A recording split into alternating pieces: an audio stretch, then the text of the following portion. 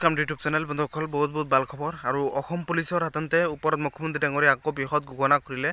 जे मुख्यमंत्री डांगरिया आको बृहत घोषणा करिल जाको हाथान्ते पुलिसर फाলৰ পৰা ভ্যাকেন্সি মুকলি হ'ব 10,000 হাতান্তে পদ আকৌ হাতান্তে মুকলি হোৱাৰ খুবেই চান্স আছে পুলিচৰ ফালৰ পৰা আৰু ইতিমধ্যে 5,563টা পোষ্টৰ হাতান্তে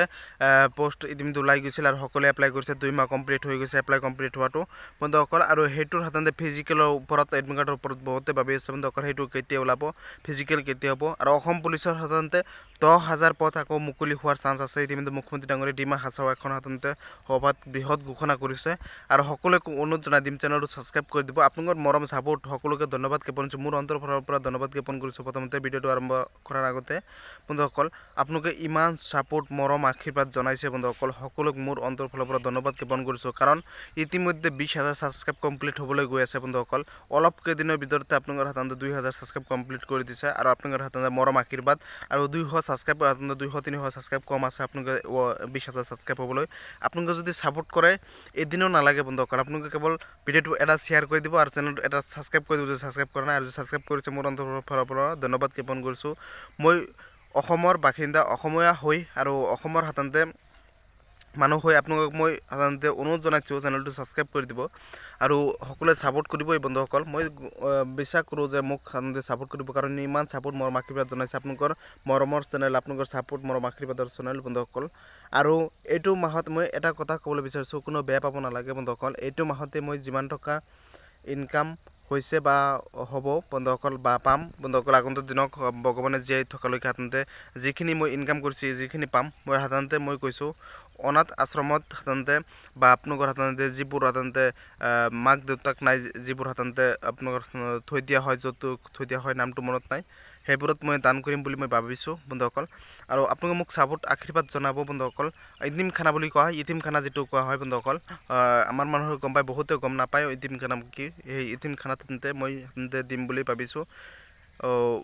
গোটেইখিনি নিদিও মই অলপ চলিব লাগিব ইউটিউবৰ কাৰণে অলপমান কেমেৰাটো ভাল আনিব লাগিব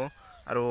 যি কৰিছো সকলোবোৰ আপোনালোকৰ মৰম আশীৰ্বাদৰ বাবে হৈছে দোয়া কৰিব আশীৰ্বাদ জনাব আৰু সকলোবোৰ সাপোৰ্ট জনাব আৰু পুলিচৰ যেটো 10,000 হাতন্তে পদ মুকলি হ'ব বুলি ইতিমধ্যে মুখ্যমন্ত্ৰী ডাঙৰীয়া বৃহৎ এখন ঘোষণা কৰিছে বন্ধুসকল এই বৃহৎ ঘোষণাটোৱে বহুত নিবনুৱাসকলৰ বহুত ভাল খবৰ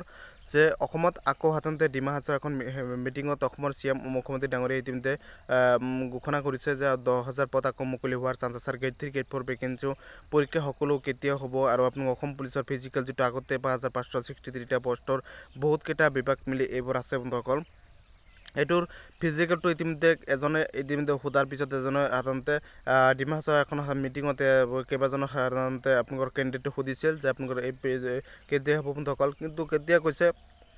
ইয়াৰ আগতে কৈছে জুলাইৰ আগতে কমপ্লিট কৰিব জুলাই মাহ শেষ হোৱাৰ আগতে মোৰ বিশ্বাস জুলাই মাহৰ 1-2 তাৰিখৰ পৰা ষ্টাৰ্ট হ'ব কিন্তু তাৰ আগতে জুলাই মাহৰ আগতে মোটামুটি জুন জুলাই আগষ্ট জুন জুলাইতে আপোনালোকৰ ইতিমধ্যে কৈছে যে এপ্ৰিল মে জুন তাৰিখে আপোনালোকৰ কমপ্লিট কৰিব বুলি মুখ্যমন্ত্ৰী যোৱাখালি ঘোষণা কৰিছে মোৰ বিশ্বাস মই কৈছো আপোনালোক যে আপোনালোকৰ হাতন্তে এই ঘোষণাটো হাতন্তে 26 জানুৱাৰী তাৰিখে ঘোষণা কৰিব ফেব্ৰুৱাৰী মাহত মেট্ৰিক পৰীক্ষা আছে হাই সেকেন্ডাৰী পৰীক্ষা আছে বন্ধুসকল পুলিচৰ মেট্ৰিক আগতে হাতন্তে মেট্ৰিক পৰীক্ষা আছে হাই সেকেন্ডাৰী আছে মাৰ্চ মাহৰ 1 তাৰিখৰ পৰা হাতন্তে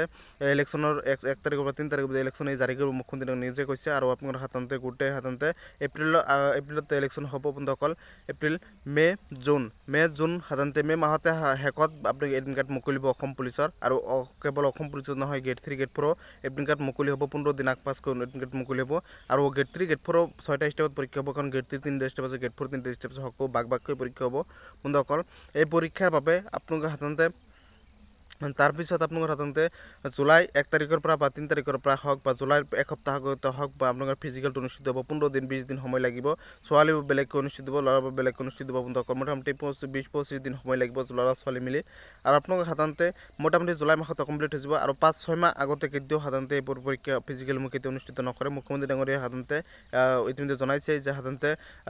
মে জুন জুলাই মাহতে কমপ্লিট কৰি দিব মোটামুটি কৈছে জুলাই আগতে কমপ্লিট হ'ব বন্ধুসকল কিন্তু অলপমান দেৰি হৈ যাব পাৰে কাৰণ হাতন 2018 চনৰ এইটো ফিজিকেলটো 2021 চনত হৈ গ'ল বন্ধুসকল আৰু আপোনাৰ ইলেকশ্যন আহি আছে নানান ধৰণৰ খেলি মেলি আছে মেট্ৰিক পৰীক্ষা হায়াৰ ছেকেণ্ডেৰী সকলো আৰম্ভ হৈ যাব আৰু 26 জানুৱাৰী তাৰিখেই মুখ্যমন্ত্ৰী ডাঙৰীয়াই ঘোষণা কৰিব 26 জানুৱাৰী তাৰিখলৈ অপেক্ষা কৰিব লাগিব আৰু অসম পুলিচৰ ফিজিকেলৰ ডেটটো আহি যাব আৰু অসমৰ যিটো গেট 3 গেট 4 ভেকেঞ্চি আছে বন্ধুসকল এই গেট 3 গেট 4 ভেকেঞ্চিৰ আপোনাৰ পৰীক্ষাটো হাতন জুলাইৰ পিছতে হ'ব তাৰ আগতে নহয় কাৰণ 22 লাখ ল'ৰা ছোৱালী এপ্লাই কৰিছে 22 লাখ ল'ৰা ছোৱালীৰ বাবে আপুনি এডমিট কাৰ্ড বনাবলৈ হ'লেও 5 মাহ সময় লাগিব বন্ধুসকল মই কৈছোঁ আৰু পৰীক্ষা চেণ্টাৰ কালেক্ট কৰিবলৈ সময় লাগিব পৰীক্ষা সাধাৰণতে ক'ত কোনে দিব কি হ'ব কি পথ সাধাৰণতে আকৌ সাধাৰণতে কৰা হ'ব সকলো ডিটেইলছ সাধাৰণতে অফিচিয়েল বা কাম কৰিবলৈ সময় লাগিব কাৰণ চেপাই সকলোবোৰ সাধাৰণতে কৰে কণ্টেক্ট কৰে আৰু ইতিমধ্যে মেট্ৰিক পৰীক্ষা হায়াৰ ছেকেণ্ডেৰী পৰীক্ষা আছে ইলেকশ্যন আছে সকলো পিছতে হ'ব বন্ধুসকল বহুত দিন সময় পাইছে সময় পাওঁ ভাল হৈছে যে ইমান দিন সময় পাইছোঁ ভাল পাইছোঁ ময়ো ভাল পাইছোঁ কাৰণ প্ৰিপাৰেশ্যন ইমান হোৱা নাছিল আৰু আগন্তুক দিনত সকলো প্ৰিপাৰেশ্যন কৰিব কৰে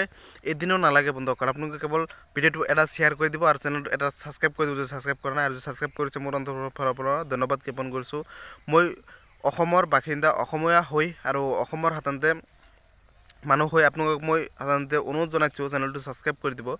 আৰু সকলোৱে ছাপোৰ্ট কৰিব এই বন্ধুসকল মই বিশ্বাস কৰোঁ যে মোক সাধাৰণতে ছাপোৰ্ট কৰিব কাৰণ ইমান ছাপোৰ্ট মৰম আশীৰ্বাদ জনাইছে আপোনালোকৰ মৰমৰ চেনেল আপোনালোকৰ ছাপোৰ্ট মৰম আশীৰ্বাদৰ চেনেল বন্ধুসকল আৰু এইটো মাহত মই এটা কথা ক'বলৈ বিচাৰিছোঁ কোনো বেয়া পাব নালাগে বন্ধুসকল এইটো মাহতে মই যিমান টকা ইনকাম হৈছে বা হ'ব বন্ধুসকল বা পাম বন্ধুসকল আগন্তুক দিনক ভগৱানে জীয়াই থকালৈকে সাধাৰণতে যিখিনি মই ইনকাম কৰিছোঁ যিখিনি পাম মই সাধাৰণতে মই কৈছোঁ অনাথ আশ্ৰমত সাধাৰণতে বা আপোনালোকৰ সাধাৰণতে যিবোৰ সাধাৰণতে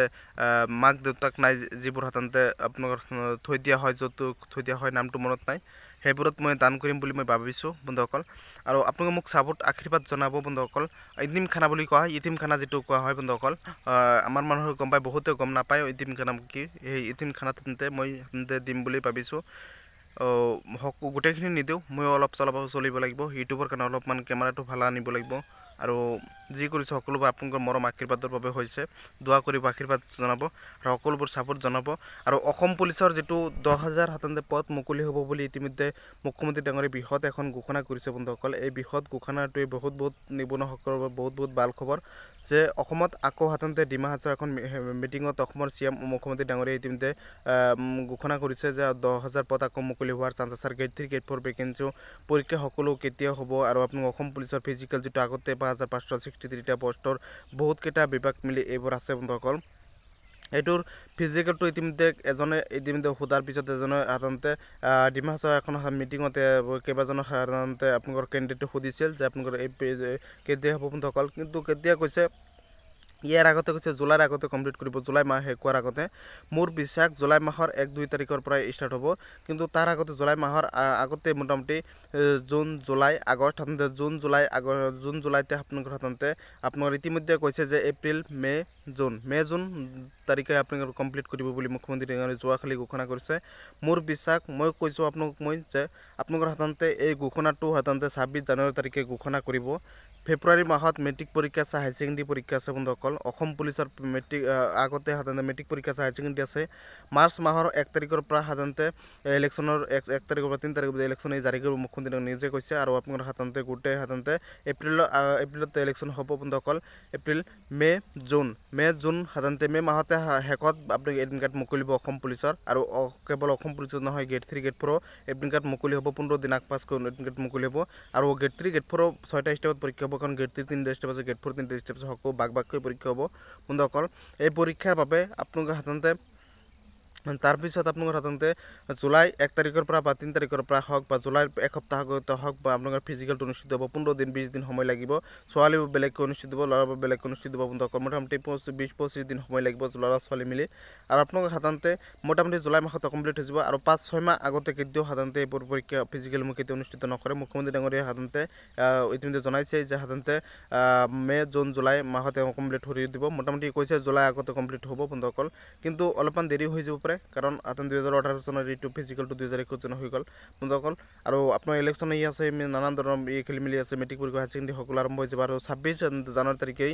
মুখ্যমন্ত্ৰী ডাঙৰীয়াই ঘোষণা কৰিব 26 জানুৱাৰী তাৰিখলৈ অপেক্ষা কৰিব লাগিব আৰু অসম পুলিচৰ ফিজিকেলৰ ডেটটো আহি যাব আৰু অসমৰ যিটো গেট 3 গেট 4 ভেকেঞ্চি আছে বন্ধুসকল এই গেট 3 গেট 4 ভেকেঞ্চিৰ আপোনাৰ পৰীক্ষাটো সাধাৰণতে জুলাইৰ পিছতে হ'ব তাৰ আগতে নহয় কাৰণ 22 লাখ ল'ৰা ছোৱালী এপ্লাই কৰিছে 22 লাখ ল'ৰা ছোৱালীৰ বাবে আপুনি এডমিট কাৰ্ড বনাবলৈ হ'লেও 5 মাহ সময় লাগিব বন্ধুসকল মই কৈছোঁ আৰু পৰীক্ষা চেণ্টাৰ কালেক্ট কৰিবলৈ সময় লাগিব লাগিব পৰীক্ষা সাধাৰণতে ক'ত কোনে দিব কি হ'ব কি পদ সাধাৰণতে আকৌ সাধাৰণতে কৰা হ'ব সকলো ডিটেইলছ সাধাৰণতে অফিচিয়েল বা কাম কৰিবলৈ সময় লাগিব কাৰণ চেপাই সকলোবোৰ সাধাৰণতে কৰে কণ্টাক্ট কৰে আৰু ইতিমধ্যে মেট্ৰিক পৰীক্ষা হায়াৰ ছেকেণ্ডেৰী পৰীক্ষা আছে ইলেকশ্যন আছে সকলো পিছতে হ'ব বন্ধুসকল বহুত দিন সময় পাইছে সময় পাওঁ ভাল হৈছে যে ইমান দিন সময় পাইছোঁ ভাল পাইছোঁ ময়ো ভাল পাইছোঁ কাৰণ প্ৰিপাৰেশ্যন ইমান হোৱা নাছিল আৰু আগন্তুক দিনত সকলো প্ৰিপাৰেশ্যন কৰিব আৰু অহাকালিৰ পৰা মই পুৰণি প্ৰশ্ন কাকত দিম বুলি মই কৈছোঁ আৰু সকলোক মই দিম সকলোৱে মোক চাপৰ্ট আশীৰ্বাদ